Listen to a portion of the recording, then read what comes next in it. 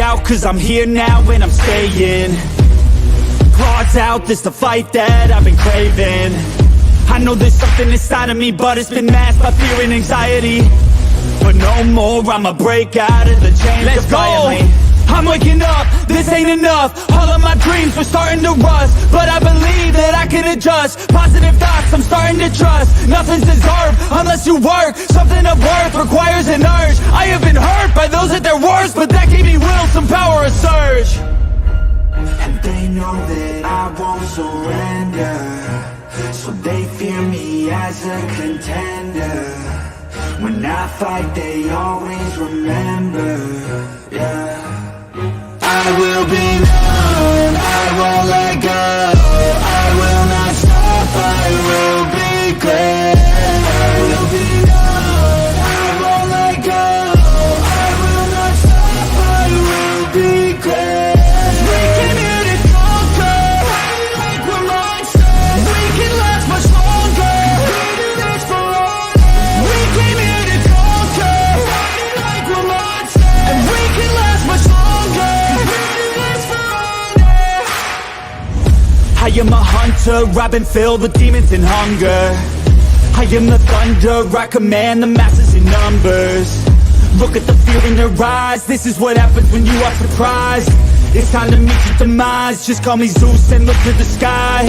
Everything's amplified, no they cannot deny. I will be rectified, if you dissect me, find scars you left behind. Injuries that define me to my core, they'll hear me roar like never before. The pain I absorbed is feeding my core. I'm hard to ignore, I'll beat down your door. If you wanted war, well then you got war. Yo, what's going on everyone, and welcome to another episode of the Around the Valley podcast. Man, we got a lot to talk about for every single sport. So I got both my co-hosts here. Say what's up, everybody. What's up, chat? What's going down, everybody? What's going down, y'all? What's going on? Yep. Hope everybody had a good weekend. Mm-hmm. Very long one at that. All right. So, very long. All right. I want to get the depressing stuff over with. So let's do NFL first. All right. So Thursday night, Lions demolished the Packers. I didn't watch the game, but I saw it started off. I think it was 24-3 at one point. So or 27-3 or something like that. So YTC, I think you streamed this game. So yeah.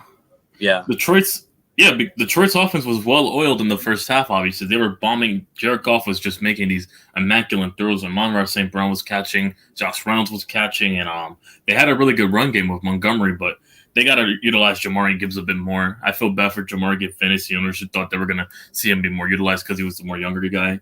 But instead, they went for Montgomery. So yeah. But in the second half of the game, they did start to teeter a bit, but eventually they made adjustments and held on. Obviously, Packers. Obviously, it's Jordan Love's. Even though he's a 4-year starter by technicality, he's technically a rookie in our eyes. It's just him getting his foot wet, him playing a full season, and these types of games are bound to happen. Where you're going through your growing pains, and this was one of them. Mm-hmm. Yeah, so I picked the Lions. I thought this game would be a lot closer though, but I mostly picked the Lions just because they're. Compared to what Green Bay's done lately, as far as, starting off slow, last week they won, but, they kind of relied on a Derek Carr injury to come back and win that game. So I just picked the Lions. I thought they were the better team, and they proved it today. So they're 3-1 now. They lead their division. But, Randy, I don't know if you have any thoughts on this game, but yeah, man, I ended up actually catching a little bit of the game itself. When the Packers actually picked off Jared Goff, I thought, are we gonna have ourselves a game here? But after that pick, he shrugged it off. It was nothing. Him and his chemistry with Josh Reynolds alongside with Amon St. Brown is unbelievable. And also another sidebar news, they reduced Jameson Williams' suspension. So now instead of him being out for being out 4 games, and you got to remember they have a bye, so they technically he wouldn't be that wouldn't be considered a game. So he's supposed to be out still. He's actually going to be playing in their next game. So another weapon for that offense. Uh-oh. Yeah. So interesting to see moving forward. But yeah, man, the 20 points they ended up putting up, the 17 points were all just mostly garbage time. When at this point the Detroit Lions and their defense did so much damage. That pickup, that draft of Brian Branch, the safety, man, what a steal! Like, that kid is playing lights out. So huge win again for them as well. Yeah. And let's just hope the best for the Detroit Lion fans. Mm-hmm. Yeah. Considering he got banged up in that game, but yeah, hopefully. He's good though. He's good. All right. So back to yesterday's games.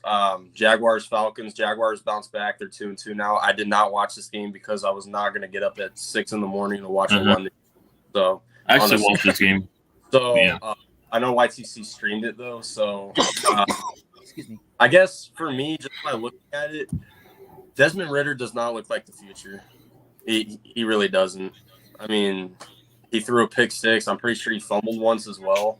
So I guess, I'll just leave it at that. But YTC, I know you streamed the game. But.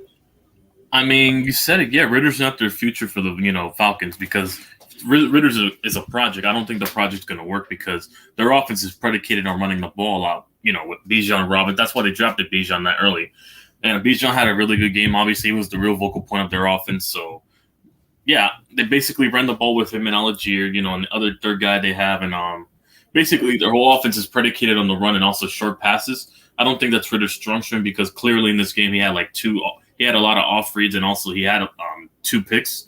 One that went for a pick 6, and the other one was to steal the game, and he had a fumble as well. So, he was very off in this game. As for the Jaguars' perspective, Christian Kirk was cooking in this game. Calvin really had a touchdown. But overall, the offense looked like they got back on track. ETN had a good all-around performance if you look at the numbers. Yeah, their offense practically got back to track, and just, their defense, Josh Allen, the pass rusher, was killing it in this game so far from what I saw. Yep. Randy, you got any thoughts on this game? Yeah, man, it was an early one. I like you, did not want to get up around 5 o'clock in the morning to watch this game. Therefore I skipped it, but I watched the highlights, and they should really run that ball more through Bijan Robinson. He had himself 100 I think it was 100 plus yards rushing. It needs to be him because, like you said, TRL. Desmond Ridder does not look like the answer. I mean, at this point, I'd almost start to be questioning whether or not I'd be using Taylor Heineke or not. So you got a solid backup who knows how to run an offense and just needed weapons and somebody to trust in him. And he's got a good team there. So wouldn't be long. I feel like it won't be long until we see him potentially over Ridder. So yeah. What's up, Get On Kid? What's up, Blaze? And Get On Kid, yep, just said Falcons got to start Taylor Heineke. We'll see if that happens. But, they got to start him. What's up, Get On Kid in Blazer? So, next game, I picked Miami because, what they did last week, but I should have realized that it was the Broncos defense, and now they're playing an actual contender because the Bills absolutely murdered Miami at home, 48-20. So I actually saw a little bit of this game. But because I was watching this game, I thought it'd be a good game, and also I was waiting for the Cardinals game, so I was watching this a little bit. And the Dolphins were in it for a pretty decent, first half maybe, but then when it was halftime, I think it was 31-14 or somewhere around there. So for like the first quarter and a little bit into the second, they were in it. It was 21-21, I think, at one point, and then it was 21-14 at one point, and then after that, Buffalo went on a rampage. So my thoughts on this game, I feel like it was just Buffalo just wanted it more. They were at home. Josh Allen's he's actually I think it was 7-0 at home against his division rivals. I could be wrong, but somewhere around there. So yeah, somewhere around there though. So Buffalo just murdered them. But I don't know if you guys have thoughts on this game, but it is what it is for Miami. Well, for this game, I already picked Buffalo. I already knew, Miami was going to come off a high scoring 70 points. It would eventually have to come down to reality. This felt like one of those games against the AFC's rival. That's just how I felt. That's why I picked Buffalo. Yeah. So, Randy, you got anything on this game? Because, Yeah, again, he comes back from injury and he tears his ACL, and then now he's tore his MCL last year or the year before. So Tre'Davious White being out again, that's just another huge blow. That kid never seems to be able to catch a break.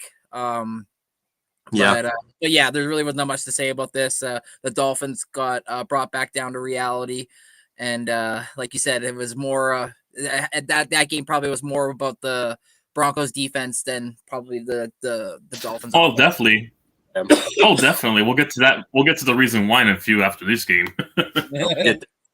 But per Randy, Devin Vassell gets a 5-year, $146 million deal in San Antonio. All right, some NBA news. Nice. Patriots beat the Bills in 2021 in the snow. Oh, at Buffalo. Okay. So I think it might have been against Miami. He's 6-0 against Miami. He's undefeated at home against Miami. I'm pretty sure that's what I guess he just owns that team, but yeah, practically. Next game, is there much to say? I mean, Ravens beat the Browns 28-3. Deshaun Watson was out, so I mean, there was no. They couldn't move the ball. Yeah. I mean, Ravens. Shout out to Mark Andrews, won me my fantasy matchup, so I'll take it. But other than that, if Deshaun Watson played, I think this would have been a closer game. But Randy, you got any thoughts on this game? No, the rookie quarterback came in for Cleveland and he got demolished. Yeah, that's about rookies. Yeah, but everyone, listen up because you know how much I cannot stand the Bears. Me too, for a reason, you know. Broncos beat the Bears 31-28 when they were down at one point. I think it was 21-7 at halftime, and I actually think it was 28-7 at one point in the second half. So I'll let YTC and Randy go before I go. So history repeated. Sorry about that. But anyways, it happened to the Bears basically. How the Bears blew this game, man, it's beyond me. They had the Broncos defense that awful. They had Justin Fields looking like a damn Mahomes. He looked like Mahomes more than Mahomes this past week, which we'll get into later. He made him look more like Mahomes than Mahomes himself, if that makes sense. That's how bad the Broncos defense looked at this entire game. This is probably going to be the best career game Justin Fields is probably going to have in a very long while because it was horrible coaching, and also that one decision not to go for it on 4th and goal when they could have just taken the field goal. I get your defense was playing crappy, but you got to put your defense in those opportunities to, close the game out. That's how they get better over time, and they can learn from the mistakes. Either they get it or not. You trust your defense no matter what. It's just, demoralizing, knowing that your coaching doesn't believe in your defense. But yeah, practically that's what happened here was coaching and bad execution in this game. That's how they choked. Yep. Randy, you got anything? First of all, I gotta say, screw you, you fucking Bears. I had DJ Moore in for the first 2 weeks. He got shit all, so I had him on my fucking bench, and the cocksucker goes off. So first of all, Justin Fields, screw you. Second of all, screw you, Bears organization. But no, for real. On a real note, though, hang on, Randy. I also had Cole Kmet on my bench if it, hurts me as well. He had 27 points.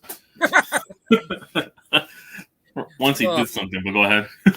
Right? Oh fuck! It's like, and then now you guys went and traded for Chase Claypool, and apparently now he's on the block, and it's like apparently he let his grievances be known, and now you guys don't even want him at the facility. I saw something before I got here that apparently they reported that they didn't even want him on the sidelines for the game, so he wasn't even allowed to come to the game. So like made a trade for that turned out to be a bad move, and it's like I praised these guys in the offseason. I gave them a lot of praise, and now I'm looking like a fucking fool. So I guess wear my clown hat and wear my clown nose like I should, but you'll never see me.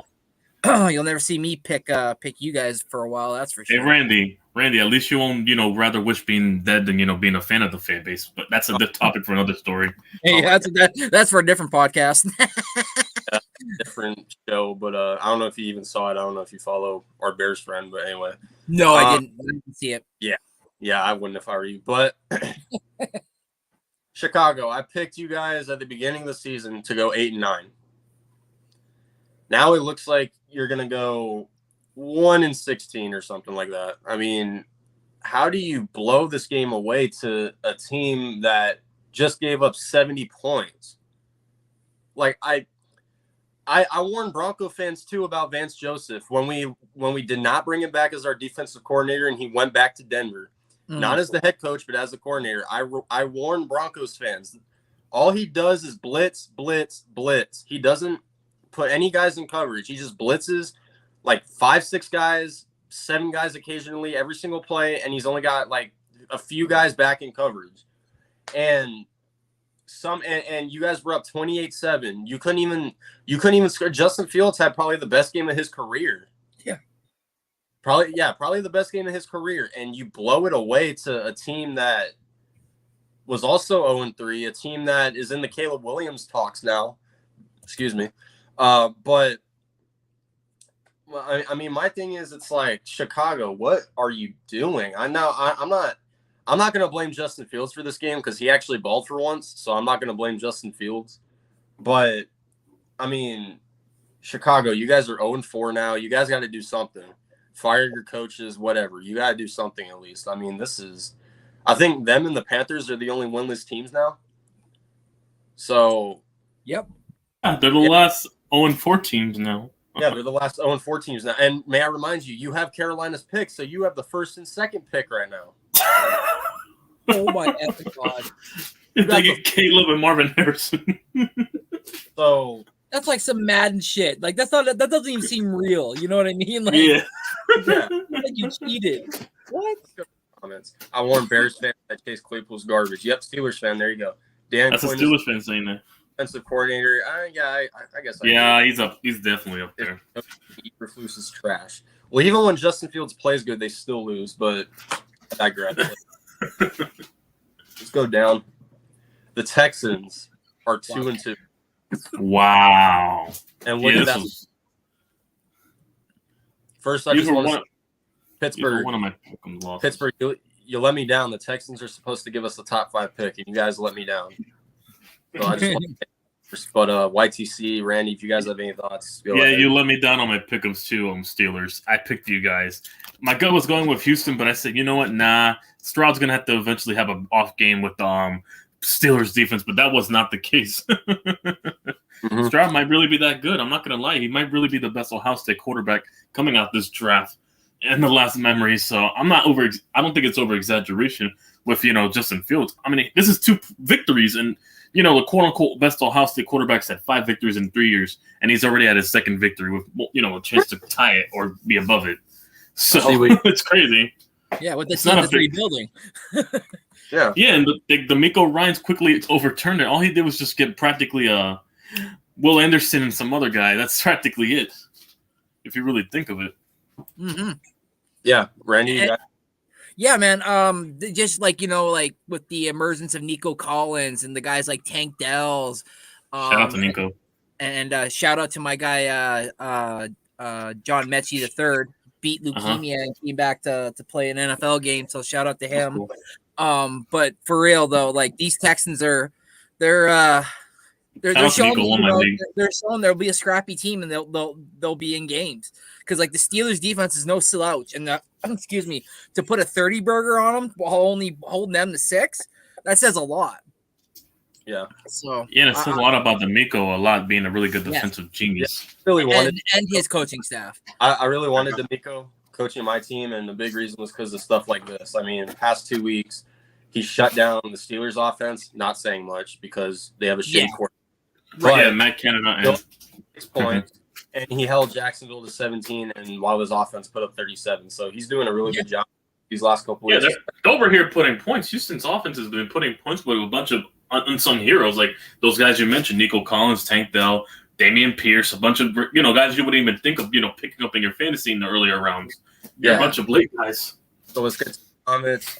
CJ Stroud is a stud. Yep, I agree. Kid. Yeah. Fan. CJ Stroud and Damian Pierce are nice, and then he says Kenny is done and Matt Canada needs to go.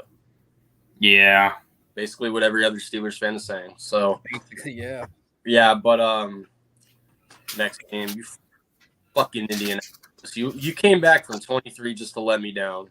Like I picked the Rams. I did pick the Colts, and I wasn't being biased. I actually thought they were going to win. And they were down 23-0. They came back. They forced OT. And then this random name, Nakua, scored a touchdown in overtime. So His first career, yeah.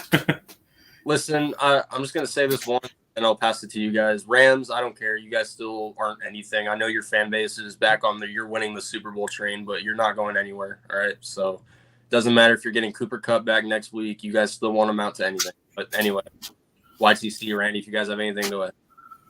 Well, in this game, yeah, I thought they were going to choke this game away. Their defense was folding at the end. Give credit to Anthony Richardson. He's been, he's been 50-50, but, and then other times he's looked, really good in other 50%. He's obviously shown up, obviously. He's demonstrated a lot of good running ability and a lot of good, throws you want a rookie to make. So, yeah, they almost came back. It was just obviously, the Rams obviously have a good, defense when it counts to stopping, when it matters the most, and also they have an offense, obviously. I guess McVay's just a really good, coordinator. It goes to show you because nobody knew who Puka Nacua was. Or Kyron Williams. Who's Kyron Williams? Come on now. Right? Running Yeah. All these 18 randoms. I only know Tyler Higbee. That's it. Because he's my starting tight end in fantasy. That's it. After that, I don't know about anybody else in the receiving core for the Rams outside of Cooper Kupp. Yep. It's definitely McVay's work here. Mm-hmm. Randy? Yeah, there's really not much to say here, man. Other than I myself picked the Colts to win too. I thought that that young team would be able to do it on the offensive side, and then when it came to the defensive side, the Colts have actually been playing pretty decent this year, even though they've been missing a couple key guys. But the Rams won. So Yeah. All right. Is there much to say about this game? Tampa Bay beats the Saints 26-9.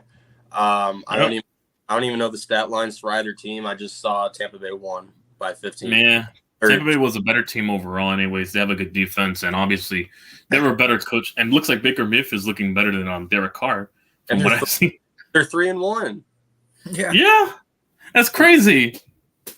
So, Randy, No, I didn't catch this game at all. I was I was myself busy watching something else, so I didn't get a chance. I was like you, I saw the end, and I was like, wow, okay, I guess Baker outdueled Derek Carr, but I guess it came more down to like the defense and where the ball was at certain times, and the Bucs were able to capitalize. It makes me wonder if Derek Carr wasn't 100% too then, right? So yeah, that's it. All right, but moving on. This Randy, game I saw. Your Philadelphia Definitely. won in overtime against the Commanders 34-31. I'll let you go first. Your team's 4-0 now, so I'm surprised that the game was this close, but I'll let you explain how that was. Yeah, man.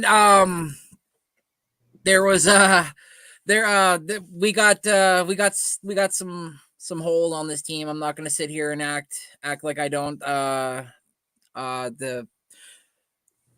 When it comes down to it, we pulled it out, we pulled it through. Pause.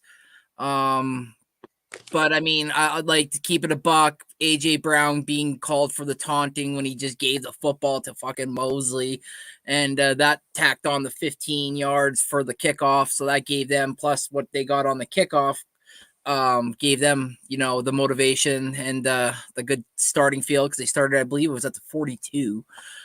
So they didn't really have a long field to go down to try to score that touchdown. Plus they only had a $1:43 on the clock. But needless to say, when we needed our defense to stand tall, they stood tall in the overtime. We didn't let them basically move the ball at all. When we got the ball, we just got it in range for our kicker, which Jake Elliott this year has been pretty solid, if not almost lethal. And he nailed it, and we walked out. These games, when it comes to with either it's the Commanders, it's the Cowboys, or the Giants, we always, throughout our history, we've always had scrappy games, and where we as fans think it's going to be one score and it ends up being another. I will say with the play calling for Eric Bieniemy and Sam Howell, that does seem to be working a little bit. They just need a better O-line. But at times they did stymie us, and they were able to go down the field, as you could tell, 31 points. But again, Jalen Hurts, him, AJ Brown, him. When it came down to it in the brass tacks, it was just a mano, and they couldn't stop him, and we pulled it out. So like again, pause. But again 4-0, so I'm excited. On to next week. All right, Y2C, you said you did stream this game. Yeah, I did. Bobby. Well, you saw what happened to Sam Howell last week. He had a horrible performance against Buffalo. You know how they fixed that performance after having 114 yards and 4 picks and a pick 6? You know how they fixed it? They started getting a rhythm out against that Philadelphia defense, because clearly Philadelphia's defense is still a work in progress because they got rid of Jonathan Gannon. They have a different coordinator. They have to learn a whole new system. But off of talent alone, they were able to hold their ground. But, it's still, they gave up 31 points. But still, with Sam Howell, he basically got a lot of quick passes, which established the rhythm. They ran the ball really well. Brian Robinson had 100+ on the ground. They were really moving the ball around. And, Sam Howell was just, being able to maneuver around the pocket, showcase a lot of speed as a scrambler quarterback. And also, he's looked really good in this system so far. I mean, it's one game, but we'll have to see if he's consistent, before we can determine if he's really, going to put himself up there as their guy to lead the franchise and be the, outlying quarterback, because God knows Washington, hasn't been able to develop quarterbacks in the last, quarter century. So, practically that's basically what happened. They basically, demonstrated their fundamentals and just, made this game more closer than it should have been. But then, that's all NFC East games practically in a nutshell. They're always scrappy for the majority of the time, besides the occasional blowouts. But, practically they're scrappy. This was one of them. But, Philadelphia got it done, obviously. They had the ball, and then they got the stop they needed, and kicked the game-winning field goal. That's practically what happened. Yeah, so I knew this. Every division game is tough. Like, it doesn't matter how good or how bad the teams are. So I do understand how, this game was pretty close, and my screen just took a shit. So there we go. That's the end of my screen being shared. But anyway, Eagles, at the end of the day, when they needed to win the game, they won it in OT. So I'll give them credit for that. Commanders, by the looks of it, they look pretty good after a really, really bad game against the Bills. So they did bounce back in a way. But, this looked like a really good game. Eagles came through. They're 4-0 now, so we'll see what they do next week. But moving on, the Titans beat the Bengals 27-3. So I don't know what's going on in Cincinnati right now. But, yeah, this was well unexpected. I thought this was the part they were going to win games after that Rams game. Yeah, you're right. Yeah, so call me crazy. I feel like we could beat them next week. Yeah. I feel like we can. But, it is what it is. DeAndre Hopkins, you still haven't done anything yet this year, so. Yeah. Let's see what else. I mean, they brought Prime Henry back in that entire game. That's how bad the team looked around against them. They made Prime Henry come back, if you really think of it. Yeah, so, but not much to say about that game. The Titans just, Derrick Henry. But I thought I was going to actually hesitate on this pick, but the Vikings came through. They beat the Panthers 21-13. So, I mean, they're still fraudulent because they were down early. Kirk Cousins threw a pick 6 that went for 98 yards and the other way. Minnesota, y'all down 13-0. Like, let's not act like you guys, Yeah, they threw a pick 6 and they made Bryce Young look comfortable in that game. Yeah, so they got lucky. He fumbled. That was the turning point of the game. The fumble that went for the other touchdown. That was the turning point. And obviously, Justin Jefferson did Justin Jefferson things. He had 2 touchdowns in that game. So yeah. Let's get to the chat. R2 says Joe Burrow looks bad. Yeah. Get on Kids says Burrow's Andy Dalton 2.0. We'll see. Bengals O-line's trash. What's up, Crazy Juice? Yeah, they are trash. I wouldn't say Andy Dalton 2.0. Get on Kid just because. Just because of the fact, he's got that calf injury, and you try throwing on something that, like, when you go to plant and put pressure on it, and it just shoots up in your leg, I'm not sitting here saying that he's, he should be better, because he definitely should, but he's definitely not an Andy Dalton 2.0. Definitely not. No. Yeah. No, but here's trying to plant your leg on the calf is putting too much weight on it. Bismuth Stick was coming back too early. I felt he could have rested the first 2 weeks. I mean, the record would have been no different because obviously it's the same record now in the first 2 weeks. You could have came back more healthier and then probably more efficient as you want to be and be able to execute with a fully healthy calf. Then the outcome may have been different, and also maybe different moving forward on a healthy calf. Yeah. It is what it is, though. We'll see what happens. But you guys are right, though. That O-line is fucking like a turnstile out of baseball game. Just they're letting, like, I hate to say it, it's like they ain't. Yeah, it's like a turnstile over in the MTA, something like that. Easy to get. Cousin, who's a Vikings fan, doesn't like Kirk. Oh wow. Well, Kirk's not playing that bad. We'll get to that in a second. Bro's on pace for almost 6,000 yards. What's up, Raph? What's up, Chad? Yeah. Yep. What's up, Chad? But yeah, Kirk's been statistically good. Yeah. I don't blame Kirk Cousins for what they're going through right now. I really don't. But I mean, him, JJ, and Jordan Addison. They just don't have a defense. That's all. Because when you have an offense like that, you need a defense to keep you in games, obviously, or to maintain a lead. So yeah. But next game, the Chargers, when it looked like they were going to choke, they came through and they beat the Raiders 24-17. So I did not see this game. Chargers are 2-2 though. Raiders are 1-3. So do you guys have any thoughts on this game?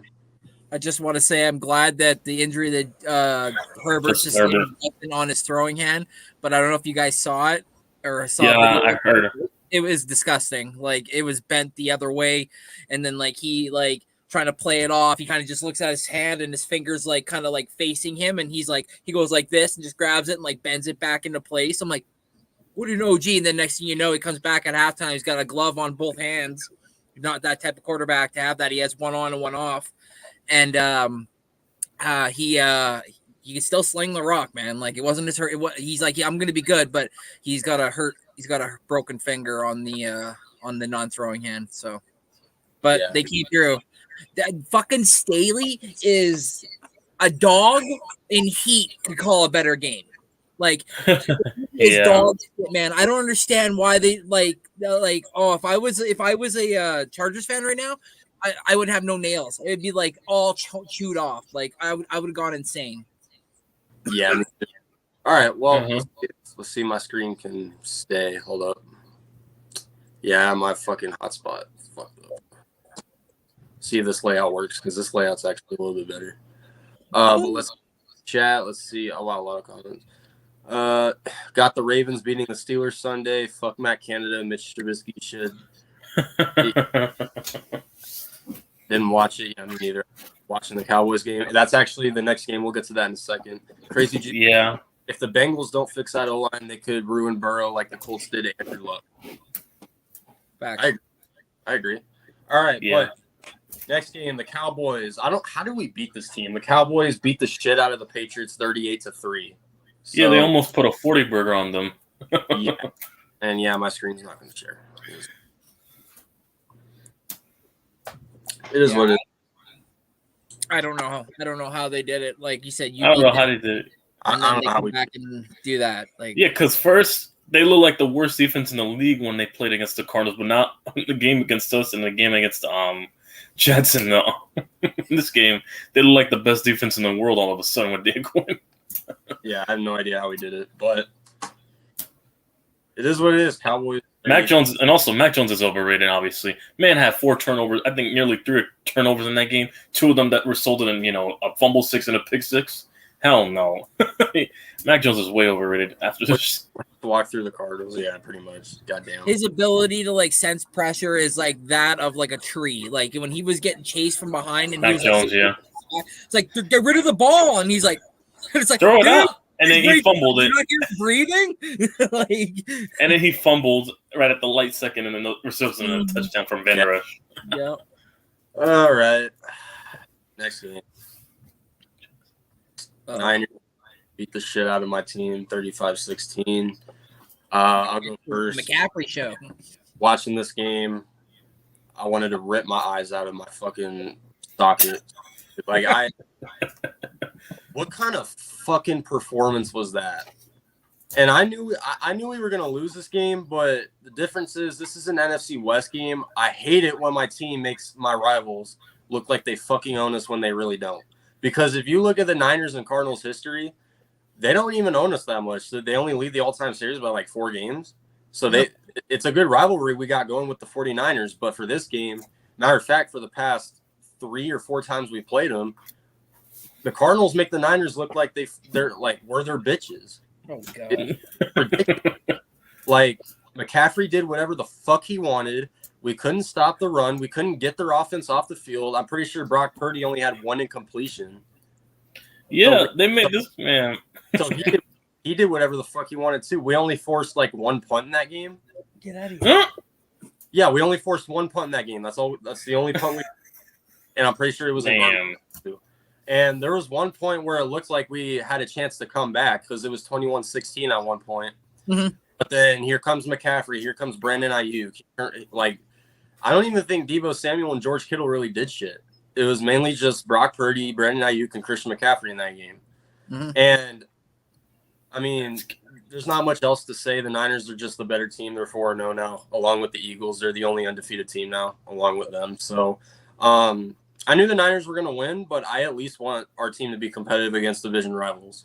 That's what I at least want. I don't want us to go, out like a bitch against our rivals. But anyway, yeah, you don't want people thinking, "Oh, this is where we get their win. This is where we're going to guarantee a win or whatever." Right? Yeah. So basically, we're 1-3 now against 4 playoff contenders, and 2 of those games that we lost, they've been 1-score games. Like we could easily be 3-1 right now. Wow. And I feel like with Kyler, we'd be 4-0 right now. So, shit, that's not, you can't escape that. But YTC, Randy, you guys have any thoughts on this game?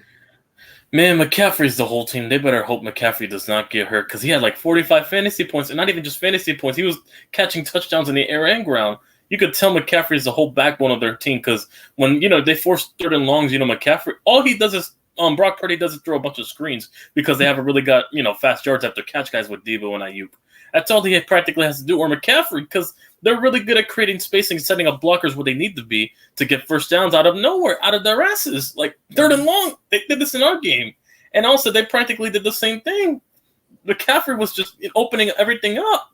So to me, McCaffrey's the backbone of the entire offense. After that, you take them away to different offense over there because they weren't looking like the same offense, before they traded for him. I'm just saying that because if I'm not mistaken, last year before they traded for him, they were like nearly below 500, and then McCaffrey was the turning point in that team. Yeah, if you really think of it, that's what a running back carrying a team looks like. Mm-hmm. And everyone knows running backs in their prime don't last that long. So hopefully the Niners have a backup plan. But Randy, they paid him already, so yeah. You got thoughts on this game, Randy? No, not really. Just I caught bits and pieces of it, and you guys, kept it close for like a little bit and whatnot. But then it got carried away, and then the McCaffrey show just became what it was, and it just sucks. Yeah. But let's get to the comments. Crazy Jews. I knew Mac Jones wasn't going to be great in the pro league. That's why I didn't want him. Yeah. Packers fan. Yep, laughing. Yep, me and my little rants. The only 2 teams that we own are the Lambs and Cheeseheads. That's like, yeah. Kyle Shanahan owns the Rams like crazy. Juice, did you throw Mac Jones in the grinder? Wow. Hold up. Wow. You guys play hard? Yeah, I'll give my team that. They played hard in all 4 games. Yep. They've been playing really tough. So, I guess for a team that's supposed to go 0-17, that's good, I guess. CMC not the Bears. On the Niners and Carolina, better coaches, a better O-line. Better. He hasn't gotten injured as much in San Francisco as he did in Carolina. A better organization, yeah. Crazy Juice chat through Mac Jones in the Grant since his rookie year. Yeah, pretty much. That's crazy. And Coach is here. What's up, Coach? What's up, Coach? Yeah, so we're almost at the Giants game. We got one more game, and what's up, Raphael?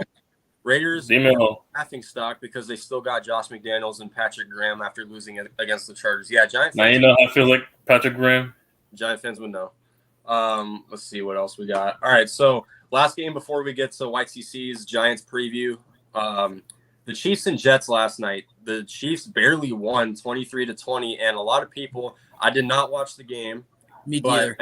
I know 2 things. Zach Wilson balled out for the most part, and the referees, or so people are saying, gave the Chiefs that game. So, YTC, I don't know if you streamed it, but no, I didn't stream it. I was just watching with the other 49er guys. Oh, yeah, I was over there watching the game. A lot of people are questioning that holding call on, I think it was Sauce Gardner. Yeah. I seen that part. Yeah. But yeah, what are your thoughts on this game?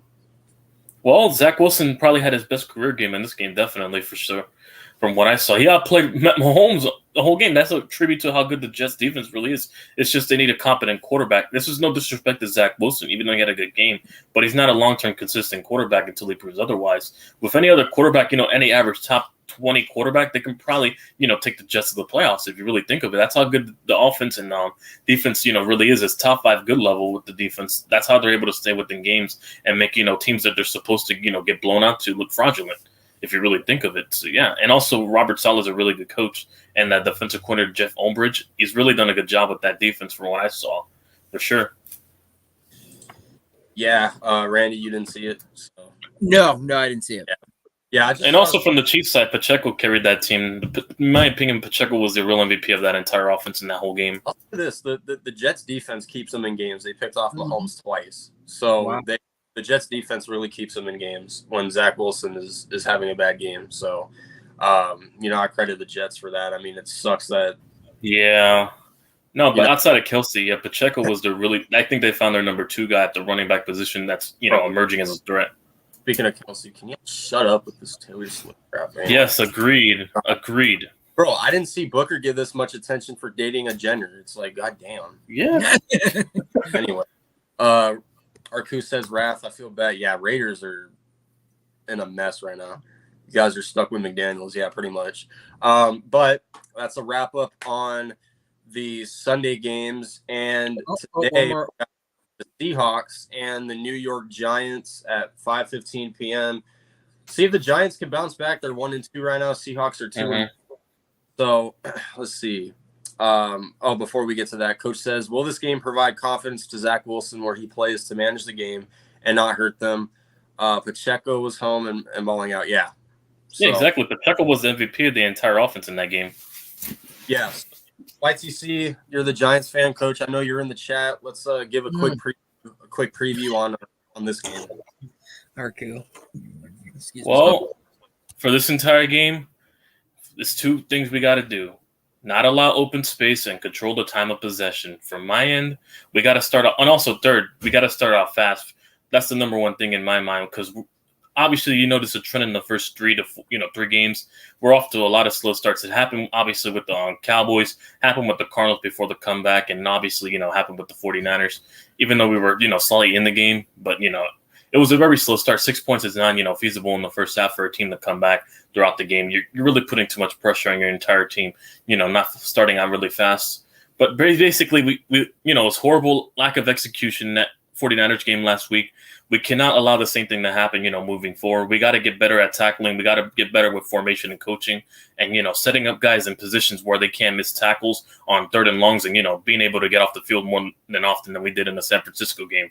Because that was the bigger killer and the confidence drainer. When you're a defense, you don't get those crucial 3rd and longs out, like, 3rd and 15 and whatnot, you don't get off the field. It's really, momentum killing and also confident killing, on the defense when you can't get off the field in those situations. It's a lot of mental errors from that point and also, horrible execution. We got to, get better tonight, when it comes to execution with Seattle, especially with the offense they got over there.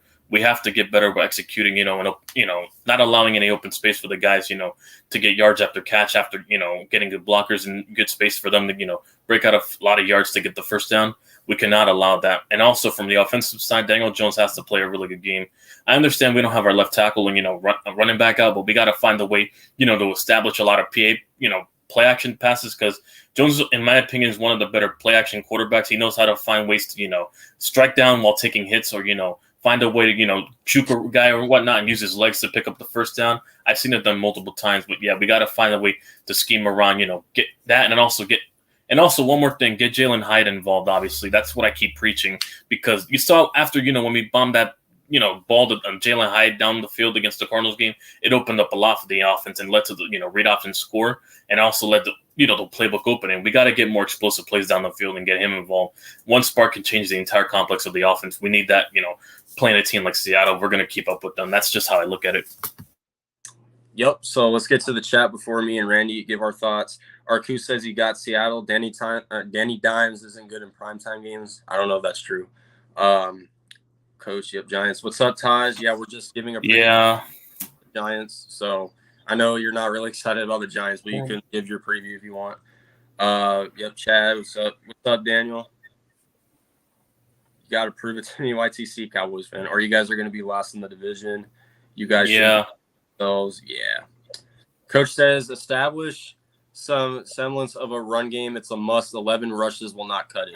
Yeah, agreed. Yeah, but I mean, they couldn't establish a run against the 49ers. I mean, granted, it's the 49ers because they have a really good defense, but yeah, Seattle's no different. Seattle's, not any better than them. I think they're nearly dead last in passing. Pass defense, we got to take advantage of that to establish the run as well so we can, move the ball in our terms so that way we can slowly into our pace. That's how I feel, we're going to be able to move the ball on offense. We got to basically slow the game down and, basically move the game to our momentum, and then we're at home. We'll have the crowd on our side, obviously, and from there, it'll go to our advantage. So is Saquon still out? Yeah, he's out. He's not playing. No Andrew Thomas. Okay. So, yeah, that hurts a lot. I did pick Seattle. And I also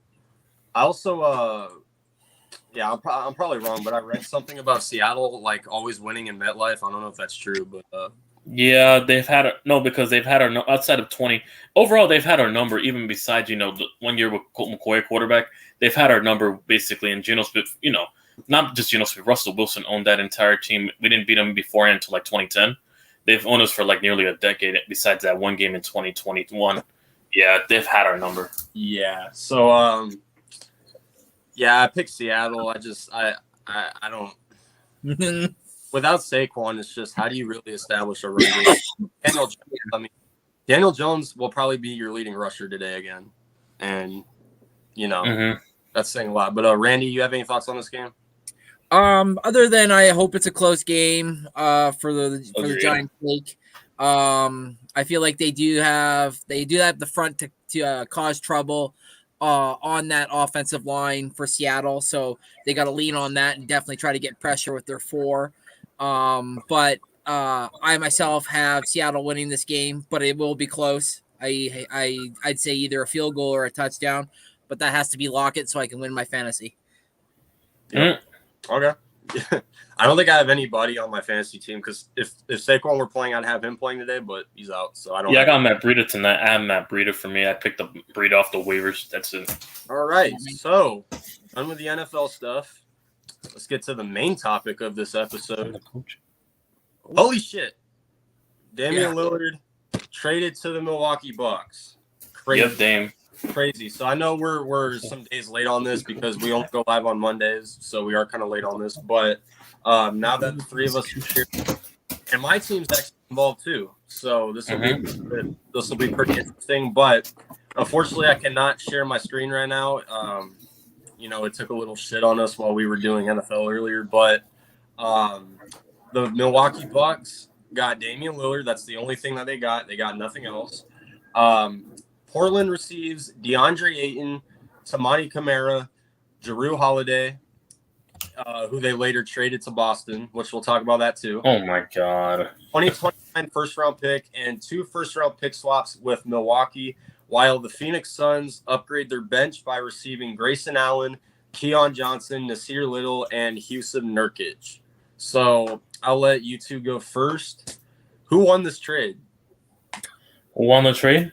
Yeah. I gotta say, I'm gonna say the Bucks. I mean, Giannis needed some supporting cast, obviously, and he got his guy obviously to be the number 2 role. I mean, they have a really good coaching staff over there. Credit, the way they were, shooting on offense and the way they were able to attack the paint and play defense. They're one of the better teams when it comes to that. So definitely this is a good move for them, to get the number 2 option. So they give more, defenses on the basketball court, for them to worry about when you have a guy like, Lip Dame on the outside. Mm-hmm. Randy? Yeah, I gotta say, I probably have to say the same with YTC. I gotta say, probably the Bucks, just because that was the prize to get, and people wanted them, and the Bucks were able to sneak in and snag them away. The Blazers did get some good young players, though. I will say. Yeah, Blazers did a hell of a job in this trade too. Arcus says DeAndre Ayton is saying that he's going to be dominant. Yeah, fuck no. It's a good move, but the depth of the team concerns me, and that's why I say I'm not sure how to feel about Milwaukee. But coach says Giannis gets his closer. Dame really expands their. Yeah, Yep, I they agree. get their closer, and then they got the big man in the middle. Obviously, the 7-foot monster in the middle. The defense has to double block. Yeah, so I like the trade for all three of these teams, and I'll get to my team last. For Milwaukee, listen, Giannis, from the most part, it sounded like Giannis was unhappy in Milwaukee for a little bit. So it's really good that the Bucks were able to pull this off. They get another superstar. They got Giannis surrounded with Damian Lillard, Chris Middleton. I'm surprised they were able to keep Chris Middleton in this, but they were able to keep him. Brooke Lopez, Bobby Portis coming off the bench. The bench is a little bit concerning, I guess, but for the most part, they did sign Cameron Payne, by the way, which you traitor. But anyway, so for Milwaukee overall, it's a really good trade. For Portland, I mean, I don't. DeAndre Ayton, I guess it's good for him because he did not want to be in Phoenix. So, and, you know, I saw his reaction to getting traded to Portland. He seemed like he was really happy about it. So I guess for him, it's a really good trade. For Portland, it's good, though. For the Drew Holiday trade, I'm pretty sure they got Malcolm Brogdon and Robert Williams. So the Blazers got some good pieces out of this. So I'll give them that. They have a draft pick from this trade as well. But as far as the Suns go, I don't feel like this was the best deal we could have gotten for DeAndre Ayton, especially because Houston Nurkic hasn't had a healthy season recently. Grayson Allen, I don't really like his reputation, but as a role player, I feel like he's good. He shoots over 40% from the three, and he gives you some good perimeter defense. So there's that at least. Nasir Little, I guess, another good bench. Like, this trade for the Suns was all based off of the bench. Yes. We're good on our starters. We're all good on that. We have enough superstars. DeAndre Ayton was disgruntled and did not want to be here. So as far as our bench goes, I like this trade. I feel like we could have gotten more for DeAndre Ayton, but Fair enough. It is what it is. I'll take it heading into the season, especially that we don't have any players that don't want to be on this team anymore, because I don't want players that are unhappy on my team. So Arku says he doesn't like it for Phoenix for some reason. That's understandable. What I find funny is Jimmy Butler going emo after hearing about these trades. Oh my gosh. That's on that press conference. I bring dominance money. Yeah, shut up. DeAndre, you haven't been anything since we went to the finals. Domination. You haven't been anything since we went to the finals. But anyways, Damian Lillard gets traded to Milwaukee. We'll see what happens for the Bucks, I guess. But now that we're done with the Damian Lillard trade, let's talk about the Drew Holiday trade. So Drew Holiday to the Boston Celtics for Robert Williams and Malcolm Brogdon. I forgot what the picks were, but I'm sure they got something in it. But YTC and Randy, what are your thoughts on that? Man. Celtics are trying too hard to win a ring. I'm sorry, yes. They're not winning. They're not winning anything with Tatum as long as he's still there. Because it's good for their arsenal on offense. Obviously they want to expand. Past Jaylen Brown and him. But they lost a real focal point at their center with Robert Williams. He was a really good center for them. I don't know. It was very head scratching. They got rid of him. But yeah, they're trying too hard to be more of a shooting offense and compensate the lack of points for and then compensate basically with those guys, and then just get rid of their big men up in the middle. Come on now, you can't do that. It's not going to work long haul. When you have to play teams that can put up as many or if not more than you. You have to have a good defense. When it comes to that to an extent. Yep, Randy. Yeah, as well as that, like they kind of lost their identity when they got rid of Marcus Smart and now Robert Williams. And also they got rid of the other Williams guy. He went and signed with Dallas. So it's like, they kind of lost a lot of their grit, a lot of the guys that brought the sweat and stuff, where those guys did the work while the Tatums and the Browns could get the starlight and could shoot off and put up 50 burgers and whatnot.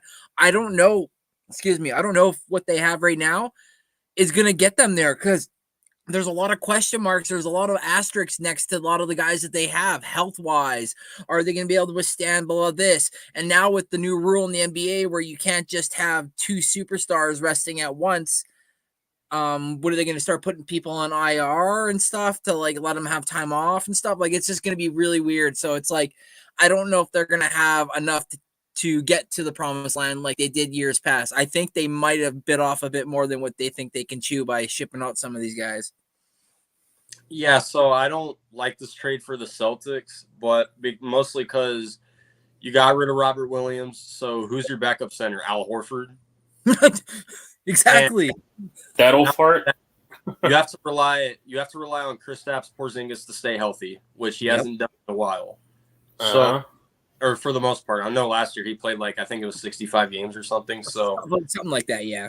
So for the most part, he was good last year, but he's known for getting injured. So you have to rely on him to stay healthy now. And who's their backup? Who's their backup point guard? I mean, they traded away Brogdon. Except Pritchard. I don't know. So where's the depth at? And I'm a Suns fan. We had no depth last year, and look at what happened. So you have to have depth in order to win a championship. And like I said, they lost Marcus Smart, Grant Williams. They've lost so much in the offseason already. So Grant Williams and Robert Williams. You got the starters, but you don't have a depth. And without a depth, Derek White. That's their other. Okay, Derek White. White. Oh wow, that's decent. So you have the starters, but you don't have the depth. So I can't pick you. If you were to face Milwaukee in the playoffs, I would pick Milwaukee. So yeah, and I hate to say it, their bench doesn't have guys that are that put the wow factor. They got Luke Cornett, who is like a 7-footer. He's one of their centers, other than Porzingis and Horford. So Porzingis is their one center. Horford will be his backup at 37 years old. Yeah, 7 years old. Then they have a couple rookies that they drafted, and then they have Luke Cornett, O'Shea Brissett, Sam Hauser, Delano Banton. I mean, a lot of names that they're gonna have to rely heavy on their starting five. Yeah, so let's get to the comments. Arku, Celtics title window will close soon. It already did. Super title. All right, Celtics interior got weak and their depth. Yep, I agree. Arku says Drew Holiday was not good in the playoffs. Portland won the trade. I do agree. Taj says Drew hasn't been good in the playoffs since 2018 in the Pelicans, where he and Rondo locked up Dame and CJ. Yep, pretty much. In Dallas, Kristaps Porzingis had injury concerns. Joe Mazzulla, I don't like him as a coach. And that's another thing. Joe Mazzulla showed some bad vibes as a coach last year. So that's just what I think. But overall, I do like what Milwaukee and Portland got in this trade. And I even like what we got. We got depth, and that was what we needed heading into the offseason. So we actually have a depth. We actually have good depth now. We have good starters now. I'd say our team is set heading into the season. There's a rumor, though, that we're not done making moves. We're trying to get TJ McConnell now from the Pacers. Oh, so interesting. If we can get him, I mean, that's a good six-man right there, and we do need a point guard too. So I'll take that if it happens. Watching my team made my head hurt. We'll see what your Mavericks do, I guess, and your Thunder. But now that we got basketball out of the way, time to the final part. So it feels like the season's gone by really fast, but the MLB playoffs are finally here. So we'll talk about the matchups that we'll be seeing in the wild card. And me and Randy's team are in it, so we're going to give our previews. So we'll start off with the teams besides us before we get to our teams. So cool. We'll start off with the AL, and I know our Kuza Rangers fan, he's in the chat. The Texas Rangers are taking on the Tampa Bay Rays. So who you guys got? I got the Rays on this. I mean, they're one of the teams, the more experienced, and they have more, proven hitters, as a collective, and you're really good pitching, on lineup for me, in my opinion. I mean, the Rangers are a very young team, on the come up, but, they've been there and there, inconsistent and very, good for periods of time. But I got to go with the more experienced team. I'm going to go with the Rays. All right, Randy? Yeah, just actually having a fresh series against the Rays here to finish the season off. Their pitching and their bullpen is geared up for a nice long playoff run here.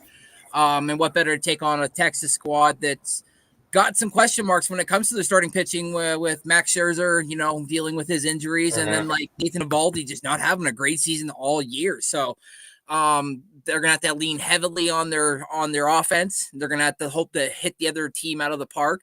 And the way Tampa and the Rays roll, man, they can throw tons of different angles and different arms at you at any given moment. So I have the Rays winning in all three. Yeah, I got the Rays as well. Just the Rangers, it's really questionable as far as their pitching goes. Max Scherzer, I'm pretty sure he's coming back, but he struggled a lot in Texas so far. And Tampa Bay, man, if it wasn't for the Orioles, they'd have first seed right now. Yep. So if it wasn't for the Orioles' dominance, they would be the best team in the AL right now. So I'm going to say Tampa, and honestly, I'd say Tampa sweeps. Oh, shoot. Okay, too. So I just don't see how Texas can really get a game, but RQ says he's not saying anything, so there you go. Rangers fan. Taj says Rays. He goes, Eovaldi struggled at points. I'm not going to say anything, but Eovaldi did struggle at points. Eovaldi struggled at some points. I mean, yeah, pretty much. But I got Tampa Bay advancing, and if Tampa does win, or whoever wins, Rangers, Rays, they would take on the Orioles in the next round. So basically, either way, these teams will be eliminated soon. But anyway, in the NL, I feel like this is a really easy prediction, but you got the Marlins taking on the Philadelphia Phillies. So, who you guys got for that? YTC. Give me the Phillies on this one. Yeah, I'll take the Phillies. The Marlins have been struggling in and out. They're very inconsistent once again. I gotta go with I'm gonna go with Philadelphia. They've been riding hot as of late. I'll go with them. All right, Randy. Yeah, like YTC finished off there with you got the Phils running like hot engine oil right now, man. They can't seem to stop hitting balls out of the park. Schwarber's having himself a home run hitting season. I just don't know why, but I like that young team over there in the Marlins. I'm getting like the old Marlins vibe when I was a kid with Dontrell Willis being in there, and I can't remember some of the other guys' names, but man, just vibing on that. But I feel like the Phils they're experienced. They've been there. They've done this last year. They went to the World Series, so they want to win it again. So they're gonna win this. Yeah, I'm gonna pick the Phillies. I feel like the Marlins got kind of lucky getting into the postseason. I'm not taking anything away from them. I feel like they're a good team for the future, but as far as this goes, the inexperience compared to the Phillies, that's a factor in it. But we don't know what this Marlins team is really capable of. I'm pretty sure their pitching is kind of banged up. So that's something that you don't want when you're playing Bryce Harper, Nick Castellanos, Rhys Hoskins, Trea Turner. I could go on and on. So that's something that you don't want playing against this team. So I'm going to say the Phillies. I could see it going to 3 games. I could see Miami having that one, win out of luck and then losing the series, though. But I'll say Phillies in 3, and whoever wins this series is playing the Atlanta Braves in the next round. So there you go. But let's get to the comments. RQ says Jordan Montgomery's been solid in the last few starts. Yep, for the Rangers. So that's pretty good. Crazy has Tampa Bay, and then he has the Phillies. All right, so next series. Randy, your Toronto Blue Jays are taking on the Minnesota Twins. So what's your preview on that? Yes. So I'm looking at my folder right now because I wanted to make sure if it was happening or not, but they just said that Kevin Gausman is going to be the starter for game 1 versus the Twins, which is a solid because he's been basically our ace this year with Chris Bassett being our solid number 2. So we'll have Gausman 1, Bassett 2, and we'll probably finish it out with like Jose Barrios, which is obviously ironic because that's the team that we traded away for. So he'll have like a bit of a homecoming in if we go 3, which I do feel like we are going to go 3 because it is against them and we're in their home, in their barn. But I feel like our bats have come alive here at the end of the season. We have more power than they do right now. Carlos Correa, he's been dealing with plantar fasciitis all year, so he hasn't been really hitting his normal numbers. They do got one of the best closers, Johan Duran, in the business. So for my Blue Jays to be smart, we need to get on the board and get on the board early, so we don't have to worry about seeing him, and just hold the lead. But I got us winning in 3. Okay, YTC, who you got? Well, what game between who? Blue Jays and Twins. Well, you know me, my bias self would take the Twins, but now the Blue Jays should get out this round, only because they have more consistent lineup. But yeah, I expect the Blue Jays to get out this round, in my opinion. Twins are inconsistent. And Get On Kid is a Twins fan, by the way. Twins can't bat to save their lives. Yeah. And what's up, Mitch? Yeah, we're just talking about the MLB playoffs right now. We actually just predicted. Mitch? So far, Mitch, I don't know how long you've been here, but we said that the Rays would beat the Rangers. We all agreed. We said the Phillies would beat the Marlins. We all agreed on that. And we all agreed that Toronto was going to, even though they're a 6th seed, they're going to beat Minnesota. I got Toronto winning in 3 games as well. I just feel like they finished out the season much stronger. They were able to sneak in the playoffs in a tough AL conference. So, and just if they're able to outplay the Twins pitchers and Pablo Lopez and who was that other guy? Forgot what his name was. But if Toronto's hitting can come alive in this series, I got Toronto winning the series in 3 games. And whoever wins this series would take on the assholes in the next round, Astros. You're talking about Sonny Gray or Joe Ryan? Joe Ryan. Yeah, Joe Ryan, yeah. So, I'm going to pick the Blue Jays for that. Sonny Gray's good too, I guess, but, Yeah, he's been okay, yeah. Yeah, he's been pretty good. So, I'm going to pick the Blue Jays.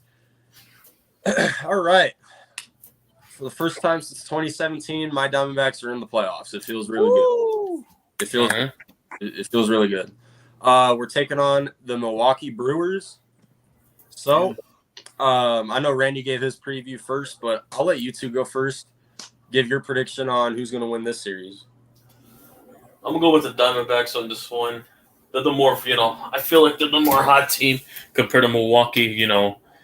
I think they're a more hungrier team because you said it yourself. It's the first time they've been back in the playoffs in years. So I think they're going to come in more fired up. And this was probably one of the upsets I could see happening, in this MLS series. Yeah, not MLS, MLB series in the playoffs. Okay. How many games? How many games? I'll say, how many games are there? Best out of 3. 3. Best out of 3. I'm gonna go with the Diamondbacks. And best out of 3. I'm gonna go with Diamondbacks in 2. Sweet. Okay. Sweet. All right, Randy. Just quick little New York Yankees news here. Apparently, the Yankees are expected to keep Boone and re-sign him for keep. No. Just wanted to drop that little nugget before I go with my little predicky here. But yeah, I got the. This is actually gonna be a good series, because they got good pitching over there in Milwaukee. So names when it comes to the bats. But you guys got the ace in the hat, and that's Corbin Carroll. I think he's gonna have himself a series. I think he puts his name on the map, even though it doesn't need to be there already, because he's probably the rookie of the year, in my opinion, as well. And then Zach Gallen, you got to lean on Zach Gallen and hope he just goes in there lights out. So it's going to be good, though. But I got you guys in 3. In 3? Okay. So Craig has the Blue Jays as well, and he's got the Diamondbacks. So my turn. And I guess after this, we could talk about, since YTC – unfortunately, your team's not in the playoffs. I guess since that Yankees news just came out, we could talk about it after this. But anyway. All right. Diamondbacks in Milwaukee. First off, I'm going to start off by saying you guys have no idea how much I want to beat this team. And if you didn't see my video, in case you don't know why, Milwaukee got us in basketball. I want to get these fuckers in baseball. All right. So I'll start off by saying that. What I will say is that it's on the road in Milwaukee. We are pretty good on the road for the most part. obviously, Zach Gallen, he has had his issues on the road this season, so that's a little bit of something to look at. He has like an ERA of almost like below 2 at home, but on the road it's a little bit over 3. So he is a little bit slower on the road as far as his pitching goes, giving up runs. But for game one, we have Brandon Pfaadt pitching. So that game, so game one tomorrow is going to go either one of two ways. Either he's going to give you 6 scoreless innings, or he's going to give you 5 home runs, because that's the way it's been for Brandon Pfaadt. He either has a really good productive game, or he has like one of the worst games you could ever see out of an MLB pitcher. That's just how it's been for him. So another rookie, by the way, another young pitcher. Or wait, I don't think he's a rookie, but he's a really young pitcher. So yes, he'll be good for the future. But as far as Zach Gallen goes, I'm assuming he'll be pitching in game 2 because Merrill Kelly pitched on it wasn't our last game, but it was before we clinched the playoff spot the game before that. So I'm assuming Gallen's going to be pitching in game 2. And if there is a game 3, I'm assuming Merrill Kelly's going to be pitching in that game. So I could see us losing game 1 because I don't know how Brandon Pfaadt's going to be, but I'm going to be picking the Diamondbacks in 3. And reason I say that is because while, yes, our team is inexperienced, we do have the element of surprise. We don't know what this team is capable of. So a very, very young team, a bunch of guys that are looking forward to this moment on our team, a bunch of that are not in the playoffs that are about to experience it. So I'm going to say Diamondbacks in 3, but the one thing that I will say is the Brewers statistically have really good pitching. Statistically this season, they've got really good pitching. And statistically, the Diamondbacks have really good hitting. So when it comes down to this series, we got to outplay their pitchers. And I wouldn't say our pitchers have to be the best. I want our pitchers to be good. But based off of Milwaukee's stats as far as hitting go, I'm not really worried about our pitchers being that bad. But as far as our hitters go and the way we closed out the regular season as far as hitting goes, that's not the kind of momentum that you want heading into the postseason. So hopefully it was just, us getting ready for the playoffs and, we're here. Our bats are starting to wake up a lot more. But I'm going to pick the Diamondbacks in 3, and I hope that does happen because I really want to face the Dodgers in the next round. I really want to face them. So, yes. You already know why. And yes. Certain individual. And if we win this series, that's who we win. Yeah, there you go. Kawhi Leonard laughed just like Ed is at his finest. But that is who we would play in the next round. We would play the Dodgers, and I really want to play them so bad. So, with the wild card predictions now over, who do you guys have winning the World Series? World Series? You know what? I mean, World Series, I go with the Atlanta Braves. They're just stacked overall, in my opinion. They got the MVP. They got a bunch of experienced guys over in that team. Give me the Atlanta Braves. All right, Randy. I say it's going to be Atlanta versus Toronto in the World Series, and Toronto loses, but Atlanta wins in 7. You got Toronto World Series, okay. Why not? I have being a surprise, even though the Orioles are inexperienced. I'm going to have the Braves and Orioles in the World Series, and give me the Braves in 7. So we all got the Braves winning the World Series. People in the chat, you guys can feel free to comment. Let us know who you pick, boys. I want to play the Braves in the NLCS, though. And in order to do that, I know we got to get through the Brewers, and then we got to get through the freaking Dodgers, which I feel like we can do because the Dodgers playoff history in the playoffs, Dave Roberts has no idea what the hell he's doing. So I feel like we could beat the Dodgers. But in order to do that, we got to get past Milwaukee first. So that's my focus. I also will be streaming that game as well. So in game 1. I'll be streaming game 1 of the Blue Jays versus the Twins as well. So, yep. Okay. All right.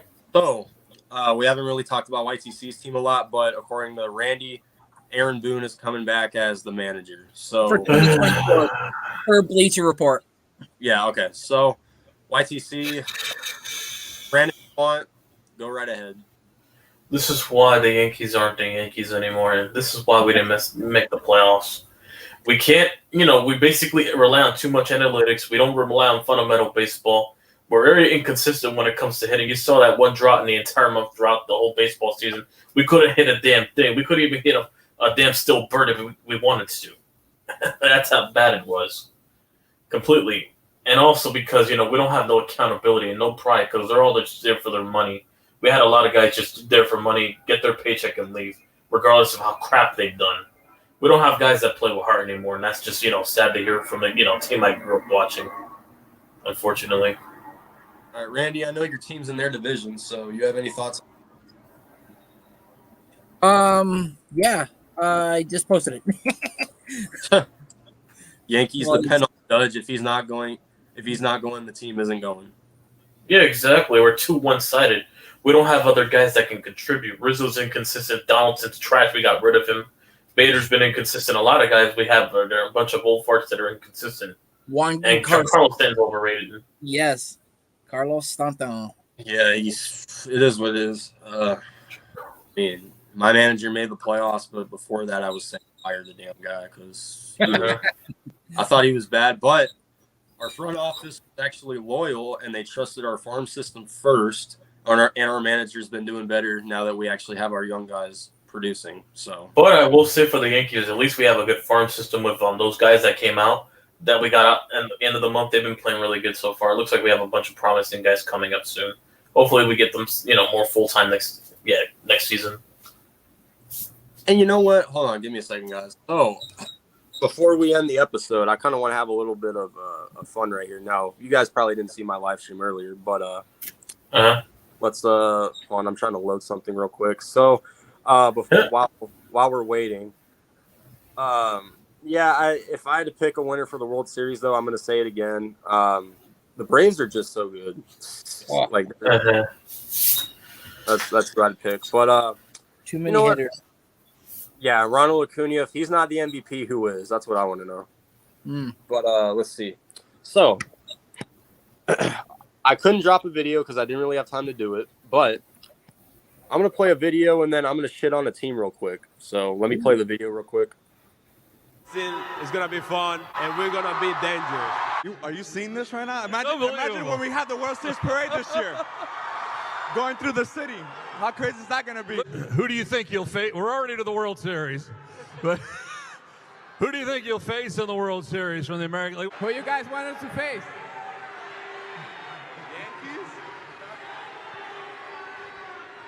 It doesn't matter because we're still going to win it all.